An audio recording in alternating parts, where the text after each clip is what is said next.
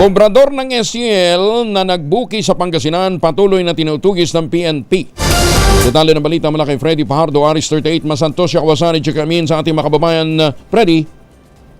Masantos siya kabusan, Kuyang Angel, dahil sa pamamayag pagmuli ng mga nagbubukis ng Small Town Lottery o STL dito sa Pangasinan. Pinaghuhuli ng mga pulis ang mga naaktuhang nagpapataya. Pinangunahan ng Regional Intelligence Division ng PNP katuwang ang Municipal Police Station sa kanilang isinagawang anti-gambling operation na nagresulta ng pagka-aresto ng 3 katao sa magkakahiwalay na lugar dito sa lalawigan. Sa bayan ng Villasis na aresto ang isang 46 anyos na lalaki na residente ng bayan ng Kalasyaw, habang sa Santa Barbara nadakip ang 63 anyos na lolo na residente ng nasabing bayan, at sa Ordaneta City arestado ang 40 anyos na lalaki may live-in partner na residente ng bayan ng Manawag. Ang 3 nadakip na nagbubukis gamit ang Peking IDs at mga papeles ng Grand 88 Gaming Corporation na siyang agent corporation ng Philippine Charity Sophistic Office na pinahintulutang mag-operate ng STL dito sa Pangasinan. Umabot ng